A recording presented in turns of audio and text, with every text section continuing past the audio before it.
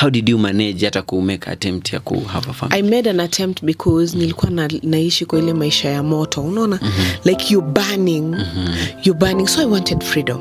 Yeah. Na feel like maybe if I get married nitatoka kwa hii, kwa sababu mistake kidogo my father will accuse, mpaka namwambia nyinyi ndio mmemruhusu kwa nyumba yangu.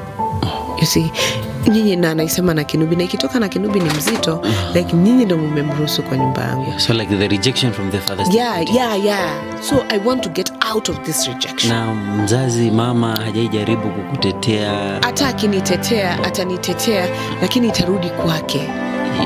Yeah, kwa sababu vile tu nimekuambia hapo mwanzo, when people are patriarch, women are the most affected people. Kwa sababu patriarchism ina affect sana wanawake. So she could not talk. Hangeweza kuongea. So nikatoka. Na kutoka when I got married, I feel like pia babangu kidogo akafunguka. Kidogo tu. Because I got married. After getting married, so kidogo at least nikisema assalamu alaikum, ataitika. Lakini hakuwaibeba mtoto wangu. Like he didn't. And yet there is something here tungependa ku understand, like umekuwa arrested, all this thing, ujasema kama amewahi kupiga. Sasa already inaonekana. Like already mpaka watu wanajua I am going through violence. People know that Lea anapitia violence. Everybody knows now. It is mpaka I remember kuna time my mom told me kuna siku tuoneshwa kwa TV umeuawa. Yes. Na wewe bado umekataa? Maybe I'm just okay. Because I had also unaendea mtu like, and kuna time nilirudi nyumbani kama mara 2-3, nikaambiwa I need to pray for him.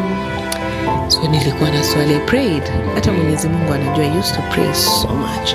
I need to pray for him. Another one, nikaambiwa mimi ndo problem. I need to nitengeneze tabia zangu. I am the problem. So ilifika mahali I got used to my pain. Na nikasema I'm not going anywhere. I will stick here for better for us. Why? Yeah. And bado hujashangaa, I went to the prison. Tulifanya naye kesi until kesi venye ilitupwa, I came back to that house.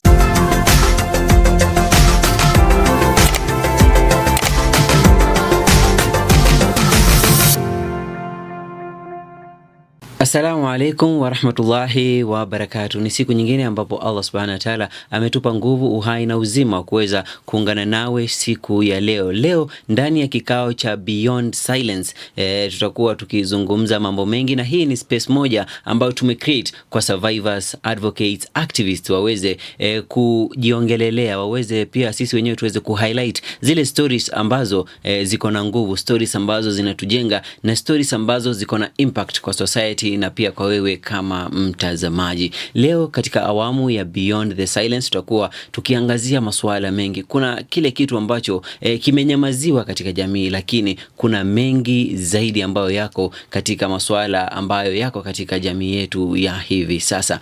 Mimi ni Abdul Hamid Suleiman na nina fursa adhimu ya kuweza kuungana siku ya leo katika kipindi ama katika podcast ya leo na mmoja wa advocate, mwanaharakati na pia ni survivor wa gender-based violence. Leo Beyond the Silence we're going to be talking beyond GBV. Whenever it happens, what are the steps? How does it happen? So today we are going to be running into the details and how we're going to prevent this enormous thing from our society, especially our Islamic society. Na leo katika kiti cha mgeni tuko naye Madam Zulekha Yusuf. Salamu alaikum. Wa alaikum salam wa rahmatullahi wa barakatuh. Mashallah. Huku nje watu wanaokufahamu na wasiokufahamu, jinsi nilivyoelezea, wewe ni survivor, wewe ni mwanaharakati dhidi ya dhulma za kijinsia, lakini wewe mwenyewe ungependa watu wakufahamu vipi? Mimi mwenyewe napenda watu wanijue kama mtetezi wa haki za kibinadamu na pia mtetezi wa against gender-based violence. No. Like natetea wale watu ambaye victims wa gender-based violence. Yeah. Kweli kabisa. Na kuna hii aspect ya survivor. Tumesha kufahamu jina, lakini pia watu wangependa kufahamu safari yako kama survivor, manake kati ya wanaharakati wachache sana ambao wameweza kuweka stories zao pale nje, wewe ni mmoja wao, hasa kutoka na jamii ya Wanubi. Labda umekulia wapi na maisha yako ya mwanzo yalianzaje? Mimi ni mzaliwa wa Kibra. Mimi ni Mnubi. Napenda sana my community. Yeah. Mimi ni Mnubi and nimelelewa Kibra. Nimesoma part of my education Kibra. From class 1 to class 8 nimesoma hapa but Joseph Kang'ethe Primary School. So from there nika shift kidogo, nikaishi Siwaka Estate. Okay. From there nikaishi streets of Nairobi. From there nikarudi tena back Kibra. So mpaka sasa niko Kibra. Mpaka sasa uko Kibra. Kweli muhtasari wa haraka kuhusiana na maisha yako, lakini hamna neno. Leo tutakuwa tukiangazia maisha yako na pia swala la gender based violence. Nyumbani wewe ndo mtoto wa kipekee ama uko kwenye namba ngapi? Mimi ni wa katikati. Familia kubwa, familia ndogo. Unajua kuna katikati watoto watatu, wa pili atakuwa katikati. Tuko 7 girls. Wow. 7 girls and 1 boy. So inafanya tunakuwa watoto 8. Watoto 8. Na alhamdulillah sote tuko bado mko. Yeah. Mashallah. Kweli inaonekana umetoka katika familia kubwa sana. Na watu wangependa kufahamu ni nini kilikupa msukumo wa kuanza wanaharakati wa GBV? Actually, mimi kwa maisha yangu sikuwahi jua kama kuna siku nitakuwa mwanaharakati. But I think kila mtu ni mwanaharakati. Kweli. Kila mtu ni mwanaharakati. Ukitetea tu already wewe ni mwanaharakati. Maisha yangu na historia yangu ilinisukuma sana kuwa mtetezi. Nimekuambia natoka from the Nubian community.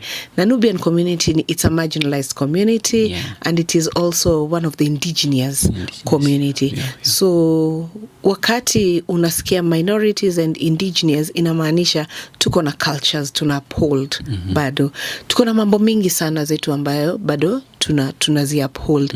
Na usisahau pia natoka katika the large community of Islam. So kuna vitu zingine ambazo it is not that Islam ndo inakubali, but the Muslim society ndo inakubali. Kwa sababu kuna Islam alafu kuna Muslim. So unajua watu hawajui ku differentiate between Islam, the religion itself, and Muslim, the people who are serving this religion. So unapata community yangu imefanya Islam kama tradition. Imefanya kama tradition. You cannot speak saizi, lakini wanawake wanazungumza. Huwezi kaa kikao ambaye wanaume wako. Like kuna a lot of obstacles sana kwa wanawake. Na mimi I think life to journey ya maisha imefanya nikakuwa na ile nguvu zaidi, kwa sababu hata ukienda kwetu, I always ask my father, why didn't you do this and this to me? Babangu ananiambia it is not because I didn't want to, but ni kwa sababu Mwenyezi Mungu alikuwa anakuprepare for bigger things out here. Because if you see in the middle of kwetu, my sisters are very introvert. Ni wananyamaza sana, but they're very educated. But ukikuja to my level, I am that down person. Like I am very extrovert, and I am not that educated. I can't say I am that educated. I'm not that educated. And but niko na ile 5 common sense. Akili ya kuzaliwa iko. Akili zile za kuzaliwa. So historia yangu pale ilianza ni wakati nilipomaliza darasa la 8. Darasa la 8. So hapo nilipomaliza darasa la 8 kulikuwa na dadangu yuko form 4. At that time mimi niko darasa la 8, yeye yuko form 4. Then here in the middle kulikuwa na mwingine. Hapa tu ako high school. And at the same time babangu akapoteza kazi. Because yeye ndo alikuwa the pillar of that house. So akapoteza kazi. So one of my relatives decided to take me in. Akanichukua. So kunichukua, to me it was a happy moment kwa sababu nilikuwa na change from Kibra, at least naenda kuishi kwa magorofani kidogo. But nilipofika huko, there was no education. So this was right after class 8. Right after class 8 sasa, wenzangu wanaenda form 1, alafu at that time unajua form 1 unawaona wakienda na masanduku nini. So they are going to school. So I don't know who decided for me, but I had to go and live with my relatives. So nilipoenda, life turned out not to be Kenya nilikuwa natarajia. But ilipofika muda, I felt like no. I need to fight. Actually, that is the time nilianza kujipigania na kujitetea. So I had to run to the streets of Nairobi. Na nakumbuka nilitoroka around 2 a.m. at night. Usiku. Saa 8. Usiku, yeah. So, and I was that young girl, very tiny, very petite, unajua. So, nikafika na nilienda miguu. So like saa 8 umetoka. How are you feeling? Like unajua kuna watu wanatoka, they have uncertainty, wengine ni hasira. What was going through your mind? Nilikuwa na I felt like ni kama ile hasira imenishika, and I felt like I'm not wanted. Like I am not wanted. Yeah, not only here, but even back at home. I am not wanted. Kwa sababu most of the time nilikuwa naambia mamangu, will you take me back home? Akija kutembea. Naambia, will you take me back home? Ananiambia, no, just stay, kaa tu. So nilikuwa nafikiria hawa vile hawanitaki, pia kule nyumbani pia hawanitaki. So maybe mimi ni mzigo kwa both, na hawaezi sema. So I left to the streets of Nairobi, na sikuwa najua naenda wapi. So like Kenya ulikuwa unaendea, labda unaweza sema nini? There was something you were yearning for. I was just going. Just going. Bora umejitoa kwa life yako. Nimeshatoka. And I was just going. And I think I have that hiyo tabia ya when it is enough for me, I just get out. So I went, na nilifika nilifika in the middle of Nairobi. CBD. The CBD of Nairobi. Saa 8. Almost tunaelekea sasa saa 10. Kwa sababu nimetembea. Sijapanda gari. Nimeenda nikitembea. So the first person I met in my life was a watchman. Elderly man. Na alikuwa amekaa tu na akona box na alikuwa na flask ya chai na mandazi. So saa zile aliponiona akaniita msichana. Kaniuliza ni nini, nikamwambia like mimi nimetoroka tu nyumbani, like nimetoka tu nyumbani, na akakuwa na ile why you're a young girl. By that time I was very young. You're a young girl Nairobi sahi, unajua. But kitu ya kwanza alinifanyia, alinipea chai. And I have respect for watchmen. Alinipea chai na mandazi. Hiyo time ilikuwa inaitwa gurnet. Akanipatia na jacket yake. Because nilitoka na t-shirt na trouser. So akanipatia na jacket. So nilipokuwa na kunywa, I was not even crying. To me I was feeling like wacha wanitafute. It's like a punishment kwao pia. Wacha wanitafute. So nikakaa, but ilipofika around 5 a.m. alikuwa na change shift. This guy was changing his shift. So akaniambia, msichana lazima urudi nyumbani. Kwa sababu hapa ni kubaya. Nikamwambia nitarudi. Na nikamwashua that narudi. So nikakunywa chai, I kept myself warm mpaka saa zile anatoka shift. So mwenye aliingia ni just a young boy too. But already venye alikuwa amenipatia that warning signs, akaniambia huko siku zuri nini, nikaenda sasa ndani. Sasa nilipoachana na yeye nikaingia ndani. But akaniambia, are you sure you're going back home? Nikamwambia mimi narudi nyumbani. So nikaingia sasa ndani, na hapo ndo life yangu ya street ikaanza. So nikawa chokora. Na nikakuwa very staunched chokora ule. And nikakaa, I stayed in the street. Na street ni a place where kuna very big unity that people don't know. When you fell sick, they will take care of your sickness. anything that will happen to you, they will take care. Au machokora unaona, they're very united. So I stayed there. Na anytime mtu na kanzu walikuwa akipita, wangeni alert. Waniambie kuna watu na kanzu, despite ni nani, they don't want to know. Wananiambia labda wanakutafuta, so you will na change street. Hivyo nda change streets. So nikakaa as time goes by, kumbe time pia ilikuwa ina run. Until a day nikarudi nyumbani. Na hapa kwa streets ulikaa for how long? Because I stayed for 2 years. 2 years. 2 years. So watu ulitoka nao class 8 wako already in form 2. Wow. Already in form 2. Yeah. Na so, hapa kwa street, hapa hii life yako within 2 years, uli experience any violence, shida kubwa? Because you are a little girl, and we know how the streets are. Nili experience a lot of violence. Kwa sababu pia street haiwezi kakutake in before wakufanyie pia mambo zao. They have to, like, you have to cooperate for them to take you in. Already umekuja wewe ni msafi, unakuja kwa watu wenye wamevaa nguo za sijui toka lini. So it means maybe you're coming for something. You see, so lazima tu violence they happen. Na at that point pia you're learning a lot. You're learning how kujitetea. Like how will you feed? Utakula aje?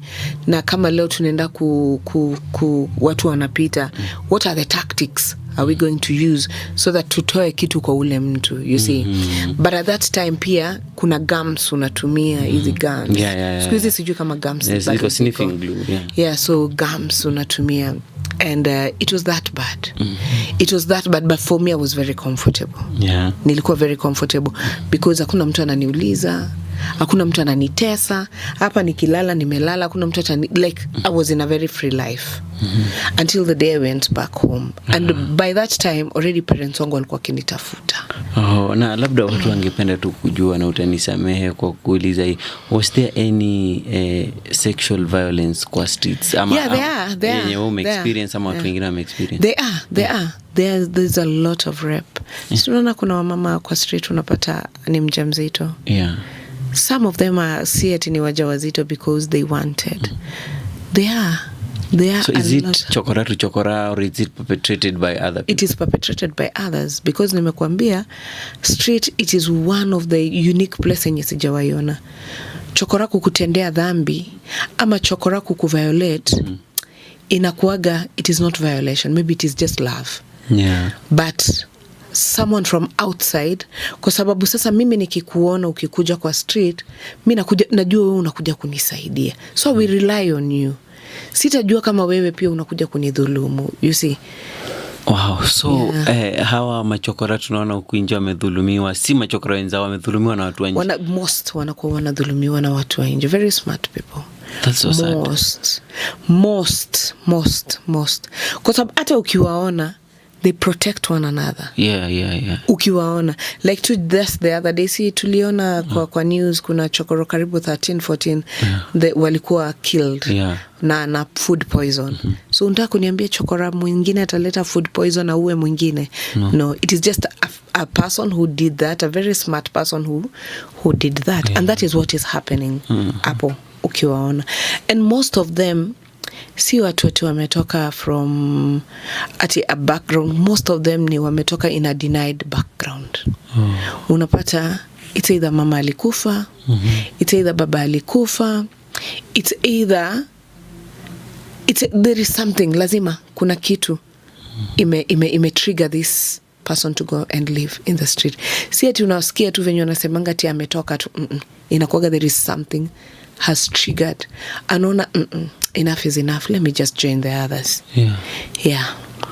Wow. So when I went back home, sasa hapa kwa kwenda back home, nini ilipinduka? Because kwa streets ulikuwa very comfortable, ulikuwa accepted, there is unity kwa machokora, but what really happened yenye kukufanya mpaka urudi home? Nirudi nyumbani. Kuna jirani yetu mmoja, time za Christmas na time za Eid, tulikuwa sana tunakuja hapa Huru Park.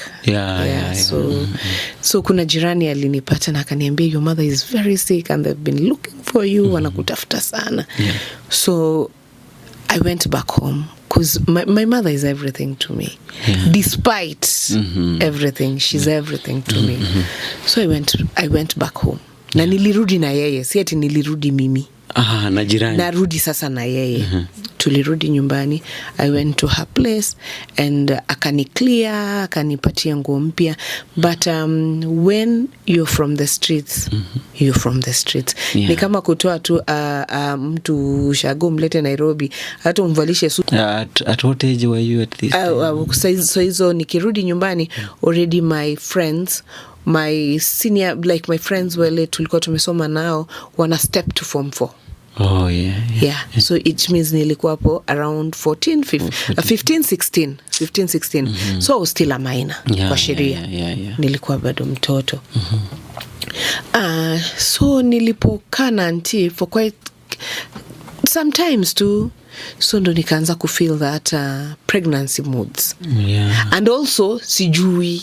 So like alikuwa na make habit. It is already a habit. Yeah. Actually watu wengi sana wanafikiria this is my boyfriend. So he made it a habit. Yeah. Alafu usisahau I am very vulnerable. Yeah.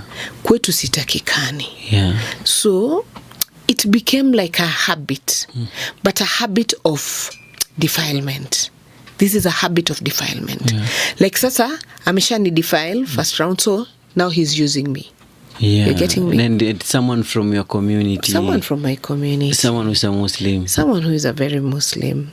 Oh. Someone whom I know very well. Yeah. The background. Yeah. Someone ndo saizi unasikia he's related to my father. Like, saizi ndo unasikia sijui I'm related, huyu ni related. Yes. But at that time, Yeah. sasa baba ya huyu auntie yangu was still alive. Yeah. And alipokuwa anakuja kutembea kwa msichana wake, like angekuja tu kutujulia hali. I think aka realize that there's something funny with me. So akarudi kwa babangu. Na babangu alikuwa akimsikiza sana. Yeah. So akarudi akamwambia, I think that ule ni mjamzito. Yeah, alijua kabla hata wewe ujue. Yeah, ali notice. Akasema, think she's pregnant. And we need to question her, tujue who is responsible. Yeah. So mamangu alikuja na mama ya my auntie wakakuja, wakanipeleka sasa kwa huyu nyanyangu, sasa kwa grandfather yangu. Yeah. And that is where they question me. From questioning me, nikajaribu kusema that this is not even like, this is not someone that like neza waambia this is my boyfriend or something. But sasa according to my history, back history, nimetoroka kwa Wangu usisahau. Yeah, nimeishi kwa street usisahau. So already niko na that tainted background. Yes. Background yangu already nimeshaichafua, unaona. So my mother akanitoa plus na grandfather yangu, they took me home. Kunichukua nyumbani, trust me, my father didn't question. He didn't question, like he didn't. So like he meeting walifikia because like he meeting umeingia, you are being judged, your history is being brought up and you've been defiled. Yeah. So like how did it go? Like babangu hakuzungumza na mimi until I gave birth. Like the entire time? He didn't. Actually, I remember alikuwa akisema hata akinipata njiani nimeaga, ataruka maiti yangu. That was his words. Alikuwa amekasirika sana. Like naleta problem on top of problem. So you are like the problem itself. I am the problem itself. Kwa sababu huwezi kuwa hapa leo endo shida. So I am the main problem. Na kwa hii time wakiku question, did you mention the guy who did? I told them. Niliwaambia. What was their reaction? Ni mtu fulani. So there's an auntie of mine, hakuzaa maskini. Hakujaliwa kupata mtoto. So I'll take it from there. Akasema, I will go to that family personally and I will tell them what their son have done to us. Yeah. So alienda ye pamoja na grandfather yangu, they went and venye walifika, already this guy was not there. Ashatolewa kwa picture. He's not there. So he knew this will come. He knew. Yeah. He knew. And also the parents, wazazi wake, mama yake actually, and the grandmother was there. They also denied. Wakasema wajai niona, hawanijui. and alikuwa na bibi. Yeah. Alikuwa na watoto. So mara wanasema unapata mara walikuwa wanasema hiyo ujauzito nimeitoa, like when I pinpoint everywhere. Yeah. So they came back home. Coming back home, kenye nakumbuka tu ni my mom told me we will cross this. Yeah, kenye tu aliniambia don't make an attempt ya kutoa hii mimba. Don't make an attempt. Iyo aliniambia. And nilikuwa nasaidia mamangu and I feel like venye nilikuwa nasaidia mamangu, so my father didn't bother me sana. Like me nilikuwa naona hata nisumbui sana, wewe acha endelee tu kukasirika. But at that time I was young. Don't forget wale wengine wanarudi wakikuja wanapata niko na mtoto. Na hujaenda hata shule. Sijaenda shule. But hapa nyumbani mamangu alikuwa akiwaambia niko shule. Ile time niko uko street. Anawadanganya niko shule. So ilikuwa ni kama aibu kwangu. Na still living in that house nilikuwa na feel like sina ile uwezo. I could not fly. Niko hapa and I have to obey the rules of here. Iko sawa, hakuna sawa, sifai kuuliza, because nimecommit a lot of sins. So I gave birth. After giving birth, I stayed for 2 years. I stayed for 1.5 years. Nakumbuka, until when I got married. Sasa officially with another person. A neighbor of ours. But trust me, hata ingine ilikuwa ni very soft. So like pia time ya kukuwa married, pia like your husband at the time knew all your history and everything. He knew because he was how our did neighbor. It happen? How did it happen? Alijua because alikuwa tu jirani.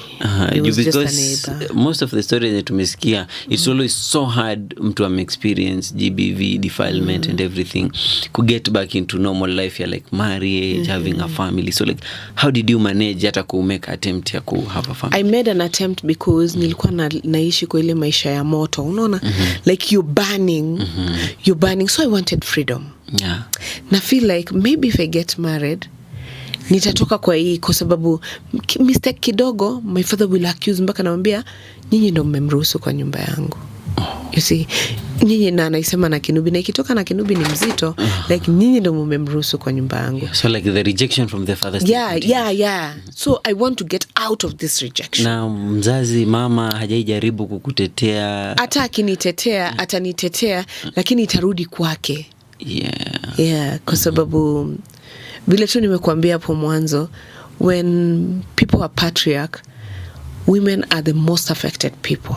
Kwa sababu patriarchism ina affect sana wanawake. So she could not talk. Hangeweza kuongea. So nikatoka. Na kutoka when I got married, I feel like pia babangu kidogo akafunguka. Kidogo tu, because I got married. After getting married, so kidogo at least nikisema assalamu alaikum ataitika. Lakini hakuwa ibeba mtoto wangu. Like he didn't.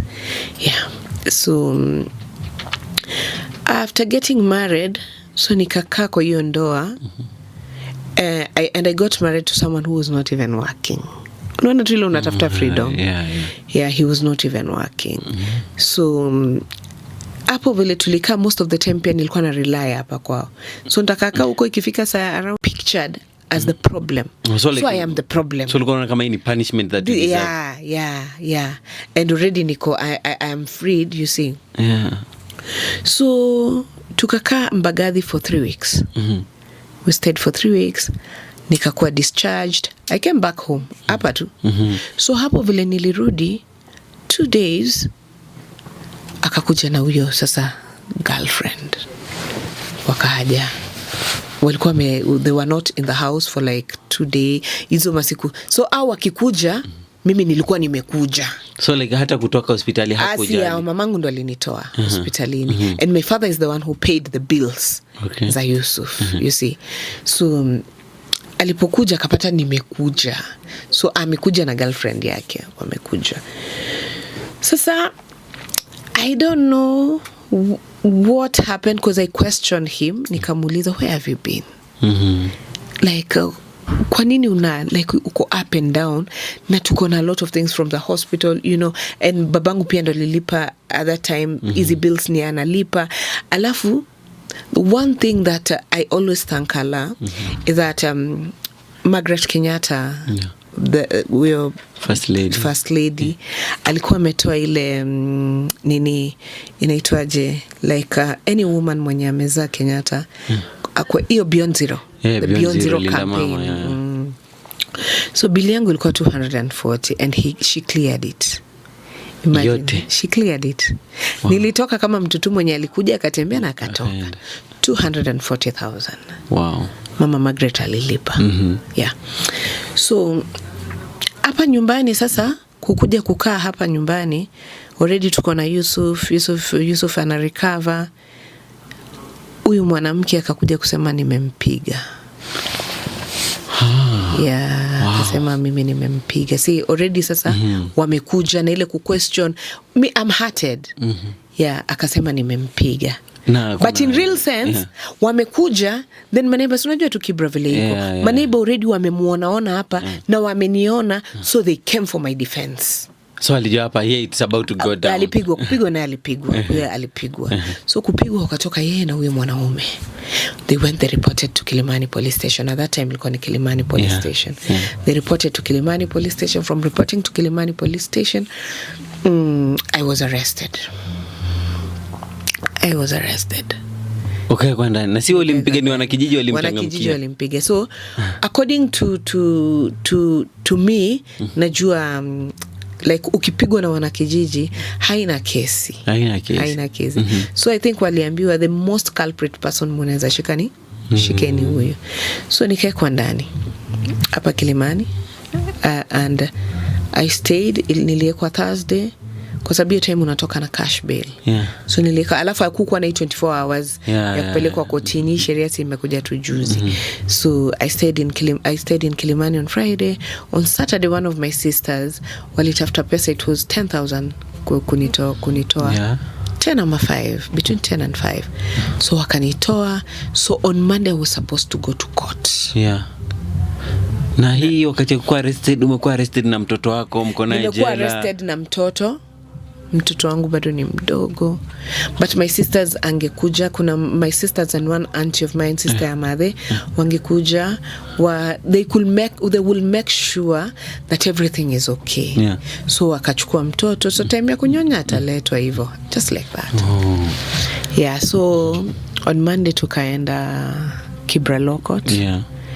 Tukaenda na yeye alikuja. Wow. Na girlfriend yake. The confidence. They came. They had that confidence. They came.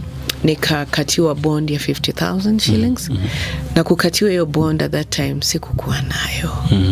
Na usisahau babangu like this is too much on him. So I stayed in Langata prison. Langata women's prison? Yeah, for 1 month.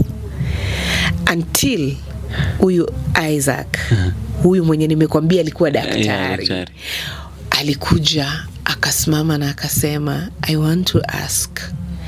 Sasa anaambia judge, I want to ask if today a woman has stayed in the hospital for 6 months, akatoka hospitali for 6 months, akaenda tena hospitali tena for another 3 weeks, that is to say in 1 month, a total of 7 months, atapataje nguvu ya kupiga watu wawili?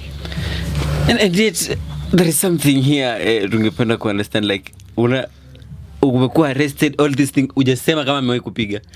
Sasa already inaonekana, like already mpaka watu wanajua I am going through violence.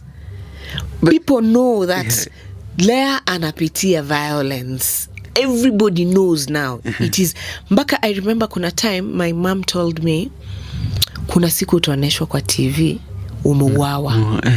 Yes. Na wewe bado umekataa like? Mimi I'm just okay.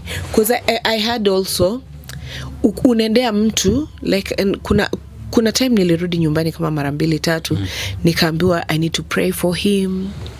So nilikuwa na swali, I prayed. Hata Mwenyezi Mungu anajua, I used to pray so much. I need to pray for him, another one. Nikaambiwa mimi ndo problem, I need to nitengeneze tabia zangu. I am the problem. So ilifika mahali I got used to my pain. Na nikasema I'm not going anywhere, I will stick here for better for us. Why? Yeah. And bado hujashangaa, I went to the prison. Tulifanya naye kesi. Yeah. Until kesi venye ilitupwa, I came back to that house. Wow. I went to my mom. Yeah. Ni vile nilienda kwa mom, and kulikuwa na one of my very favorite, I can say uncle, yeah. a guardian, a very nice man. Amekufa kwa sasa. Yeah. Wakakuja sasa huyu mwanaume na familia yake. Wakakuja waka-apologize, wakamaliza ku-apologize, wakasema ni shetani. Kila siku unajua shetani. Shetani naye hapa amekapitia. Shetani naye ana shida. So wakasema ilikuwa ni shetani nini na nini hivyo. Na kuenda Lang'ata ulikaa like for 1 month, bado ulikuwa umefungwa kwa ndani na mtoto ama? No, mtoto hawako mchukua. Hiyo time alikuwa miezi kama alikuwa almost 3 months. 3 months? Yeah, alikuwa mdogo. Alikuwa 3 months, hata I think ni mingi kwa sababu tulikaa Hosi, from Hosi I think it was 3 kama kwa 3 alikuwa 2.5 hapo, but alikuwa bado bado baby. Yeah. So what kenye my that guardian did, akaniita, amba Zulekha, this is your marriage, and unajua ndoa ina mambo mingi. Ndoa iko na ups and downs, you know, maybe it is because, so the blame mostly was because sijakuwa around for 6 months for nini. So no, hizi maneno zimetokea, but I find it in my heart a place that I can forgive. I forgived him. I went back to that man. You are a relative from your side, relative from their side. From his side, wakuja. Wanakuconvince urudi tena bado? Nirudi. I went back. Nilirudi. Sasa kurudi, hapo sasa ndio, this friend of mine Siama, akawa sasa she's convincing me to get out. Yeah, because like mpaka kaniambia, Lea, ukiendelea kukaa kwa marriage, don't count me as a friend. Sasa aliniambia mimi usiniite friend yako. But I was comfortable. But after kurudi pia kipigo kiliendelea kama kawaida. Until I got pregnant again, I gave birth to a baby girl. That's not the second time, like the beating still continue, the violence. Yeah. And when I got, nilipozaa sasa huyu Nahia, ikakuwa sasa the beating is too much. Na akienda ameenda akirudi hata anakupiga for small things that I think what is Kenya nafikiria sahi, he didn't love me. I forced myself. Yeah. Na alikuwa anatafuta njia yote ya kunitoa, but sitoki. Wewe kwa nini nayo ulikuwa unakaa? Why? But why? Marriage ya kwanza you almost died, you stayed for 6 months. Bado ukarudi? Nikarudi, I came back. So when I came back, kuna siku alinipiga usiku. The whole night tulipigana the whole night mpaka asubuhi. Na sasa mtoto bado yuko na hiya ni mdogo, kitu kama 6 months. Na Yusuf pia yuko. So mnapigana in the presence of the kids. Wow. So nikapigia Siama. Nikamwambia Siama, I think it's too much. I need to get out. It's too much. Like, it is too much. Akaniambia, alifurahi. Akaniambia, for the first time, umeongea kitu ya maana kwa maisha yako. Like, since nikujua hujaongea kitu ya maana, this is the first time. Yeah. So, nikafanya nini? Nika prepare watoto. Yeah. Nikaambia watoto waende. Nikatumana watoto waende kwa madhe. Si haikuwa mbali. Si just a walking so like distance. The parents pia walikuwa aware na Kenya unapitia. Leave alone the parents. Everybody. Kijiji inajua. Societal problem. Everybody knows. Mpaka unakuwa ule mwenye ukitoka everybody wanakufanya ile usi ndio ule anapigwa like already wamekudiscuss, so ndio mwenye nakwambia anapigwa na bwana yake every day, you see. And ulikuwa unapata kuna wale neighbors walikuwa wanakuja wananitoa. Yeah, like the neighbors felt it. They felt it. But wewe huko una feel, yeah, tena najiuliza, where am I going? To that same house. Where am I going? You see. So nilitoka nakumbuka nilitoka. Na kutoka nilitoka nikisema I am going home. Na nilikuwa na dera na mtandio tu hivi nimejirushia. Nikatoka. Nikaenda nyumbani kwa mamangu. My father had traveled. Alikuwa outside the country. Yeah. So nilienda kwa mamangu na nikamwambia mamangu, I think enough is enough.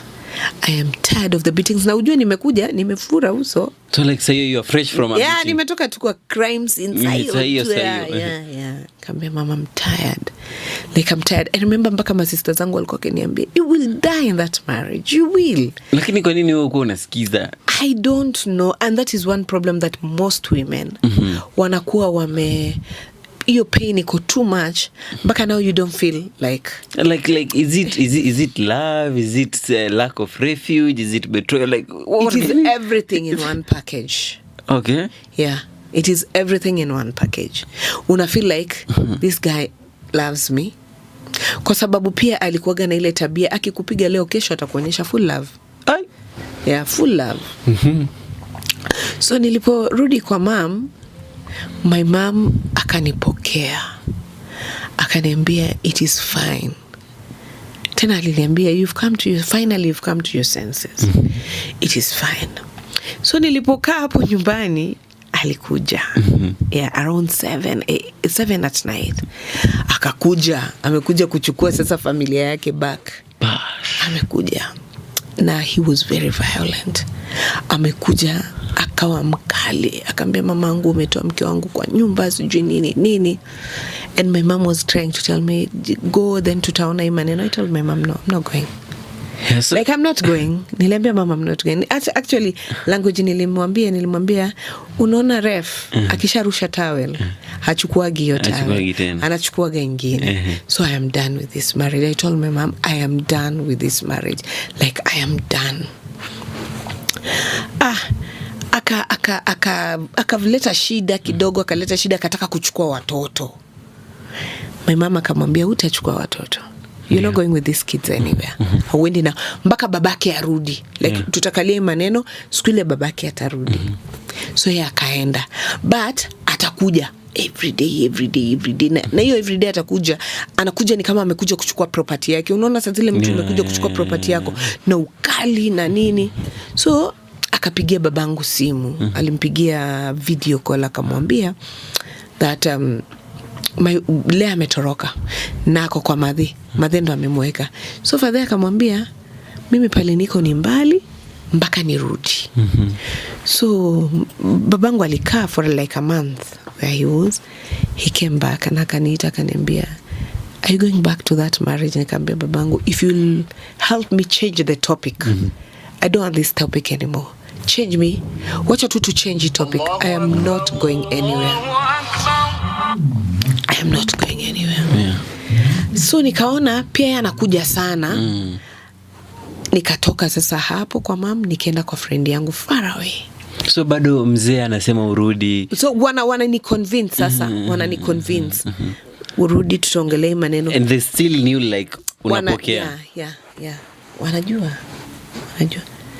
So but ilifika point my father told me akikujaribu atanijua. But nika feel nimetoka huko, he can do anything to me, so let me take refuge. So nikahama, nikatoka nikaenda kwingine. Nikakaa, but every day mamangu alikuwa hapa, amefanya hivi, amefanya fujo, amefanya hivi, alitaka kuchukua watoto. Sasa hapo na communicate na Siama, tunaongea ndio Siama akaniambia, so what are you planning with your life? Already life yako imekuwa wasted. what are you planning with your life? Nikamwambia Siama, I don't know, but I feel like this is something that we need to talk about. This is something that we need to make it on the limelight. Like women wajue, after every darkness, there is a light. Yeah. So we need to do something. Akaniambia, we will open a Facebook. Tutafungua Facebook account. Yeah. Tukafungua Facebook. So kwa hiyo Facebook ikakuwa tu tunaongea violence, mambo tuna violence. Like if you see my Facebook account, I don't talk about anything else apart from inalilai mtu amekufa, but we talk about violence, the way inaweza kumanipulate. So tuka hivyo. Hakuna time nika-invitiwa na station, very big station. Yeah. Nikakuwa invited. Kukuwa invited, wakanileta sasa wananidrop. Nishamaliza hiyo segment, narudishwa nyumbani. Do you know this guy was here? Alikuwa. I think alifollow hiyo program, hadi kaisha kajua haka kanarudi nyumbani. Bas. So nikamwambia mtanishukisha pale fulani. So kunishukisha nilistukia tu chuma. Niligongwa hapa na hapa kwa uso. Nikaanguka. I went blackout. Nikakimbizwa, kuna hospitali tu hapo inaitwa Vipawa, nikakimbizwa hapo. So when you alinikimbiza, ujue uso wangu umekufura. So they don't know me vizuri. So sasa zile na recover after like 2 hours, not fulani. Wacha tupigie babako simu. Akapigia babangu simu. So my father came with my sisters and everybody, they came. Kukuja wakaniuliza nani amekugonga, nikamwambia to be honest I don't know, but I don't have any other enemy apart from ule enemy wangu. So like alikutime ukipiga kona kwa choche chuma kanipiga kwa kichwa. Nikamwambia I don't have any other enemy. So babangu akatoka akaenda, alikuwa anaishi penye yeye alikuwa anaishi na mwalimu mkubwa wa walimu tu Kibra. Akaenda sasa akaanza kujitetea nini. So my father went, akampata, akamuuliza what have you done to Lea, umemfanyia nini? Ati hapana, ni alianza kuniprovoke, you see. So like alifanya this scene to be like mimi ndo nilianza. So asubuhi mwalimu akasema this is a crime matter. It has to be reported to the police station. So ikakuwa reported. My father went on my behalf, akareport. Nikaambiwa kesho lazima nikuje. So yeye alikuja kuchukuliwa kapelekwa police station. So kupelekwa police station, the policeman and the OCS wakauliza, kwa sababu alikuwa anajua babangu, akamuuliza what do you want us to do with him? Babangu akamwambia I want to give him a warning. Akamwambia if anything happens to her again, akamwambia yes, you will meet body yake. Utapata mwili yake. I will kill him personally.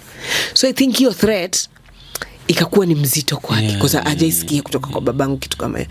Alimwambia I will kill this man personally.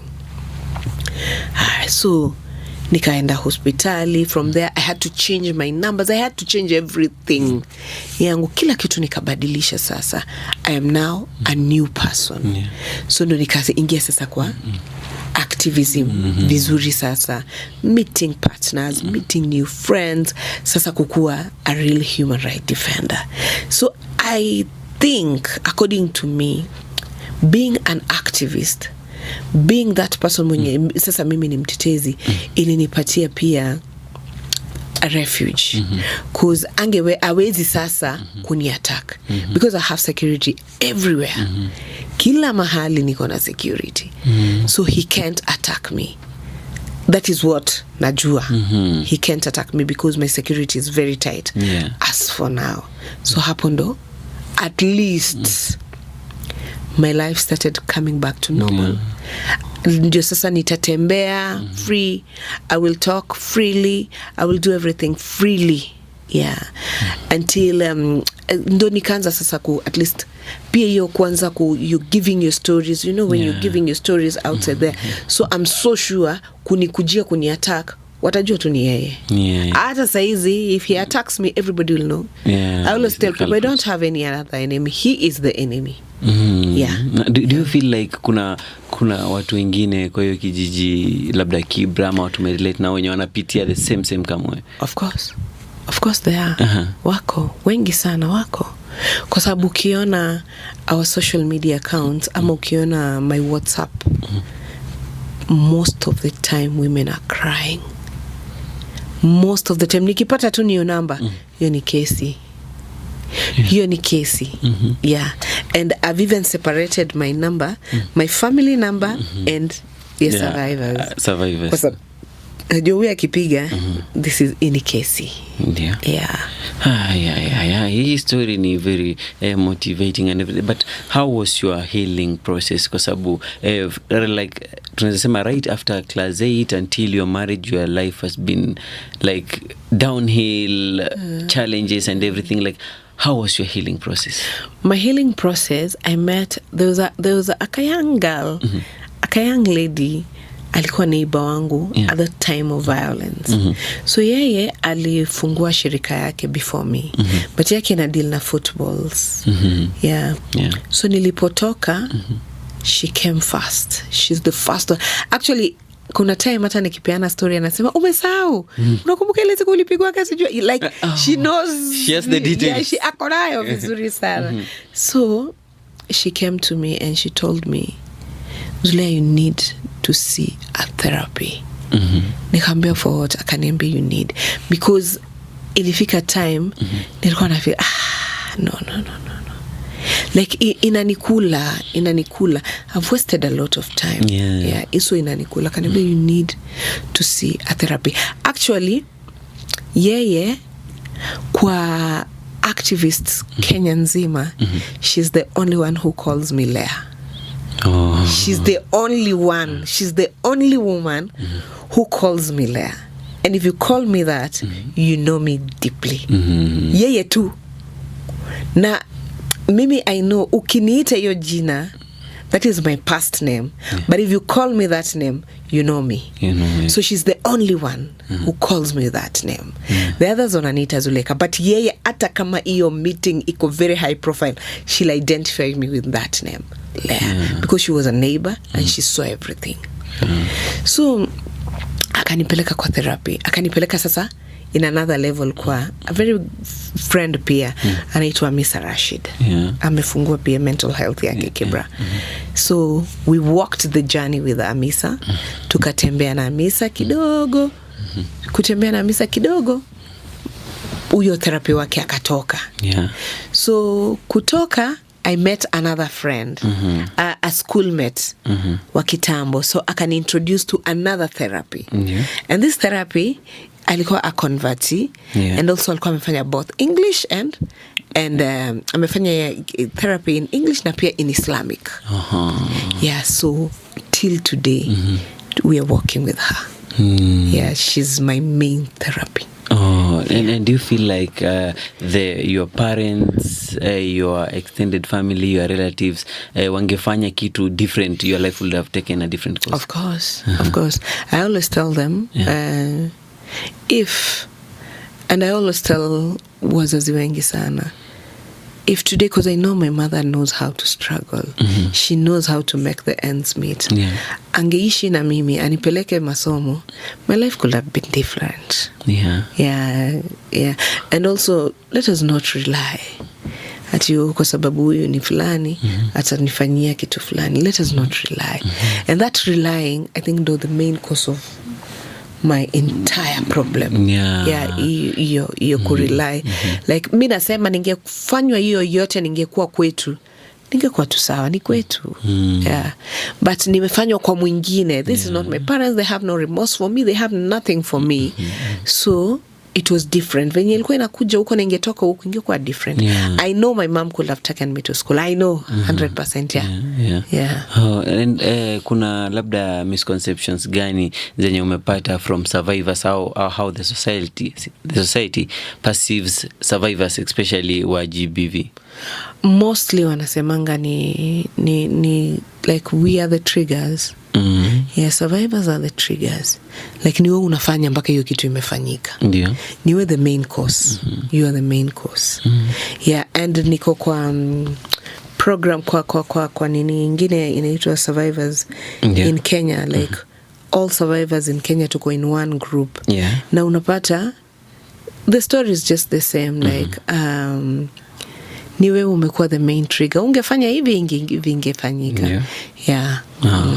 Na labda you're speaking from the perspective of survivor advocate, but tungependa pia kujua us as men and boys, like the M gender in the society, what can we do as far as preventing gender-based violence is concerned?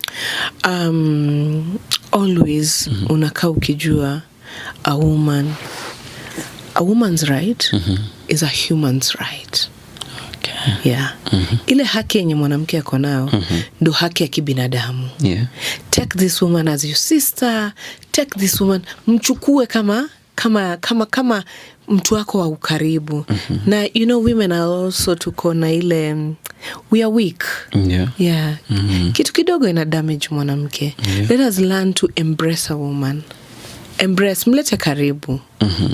Kwa sababu ukiona kuna ile Rasul alisema ukitaka kumjua mwanaume mzuri huko nje, angalia wapi? Angalia mke wake. Look back. How does this wife ako aje? In terms of anamweka aje? You see, ukiona mwanamke anaikuwa vibaya juu, ule mwanaume ni shida. Kweli very motivating. Na tukimalizia tujunaona historia yako ni very amazing. We can talk here for the whole day, but like kuna mtu maybe sai we see your violence ilikuja, and you can say you are a minor, you are a teenager, mpaka ukikulia you are a youth. Ni message gani unaweza kuwa nayo kwa mtu mwenye sai ana experience abuse? Let us not normalize pain. Tusifanye pain ikuwe kitu ya kawaida. Pain is pain. And pain causes trauma. And trauma causes suicide. Let us not normalize pain. Usifanye uchungu ikakuwa ni kitu rafiki yako. Uchungu ni uchungu. And kitu ingine pia, when the marriage cannot work, toka tu. Just get out. Toka. Toka tu. Before ukuje kuchukuliwa na casket, get out when you're still alive. Okay, great advice. Now that sisi tunajua story yako, tunaelewa where you are. If today you were to speak to your younger self, ungejiambia nini? The young ones. Your younger self. Let us always learn to speak and speak out. Speak loud. If not, shout. Na siku hizi unaona kuna a lot of organizations zime come up za kutetea wakati wetu wa kukua. Unakufa tu kifo yako. So speak. When you can speak and you not listen, shout. Siku hizi kuna hata social media, you can shout. And trust me, people will come for your help. Watakuja. You will be rescued. Rather than keeping quiet. Kunyamaza ndo first violence actually. Ukinyamaza umejiviolate. Hiyo ni number 1. Naam. Kweli kabisa. Ndio maana tunasema hii ni awamu ya Beyond the Silence. Now after if you take the advice from Madam Zulekha Yusuf that you've broken the silence, you've gone beyond the silence, you've taken the first step against violating yourself and encouraging violence in your environs. No maana una have a self space to continue your life, to elevate in your life, to take even a step in your journey in life. Now Madam Zulekha, tukimalizia, what is your general advice to the public, to the youth man? Yani tumalizie. Let's end violence. Let's end violence. And wanasemanga, wazungu wanasema ignorance of the law has no defense. Ukidharau sheria, sheria itakudharau. Ignorance of the law has no defense. And a woman's right is also a human's right. Let's respect women and let's tutoke kwa hiyo violent space for a very peaceful and a very well society. Ni ile society ambayo unaona how does the women live and how does the children live. Ukiona society ambayo women and children wamekuwa denied for their rights, na wamekuwa violated, then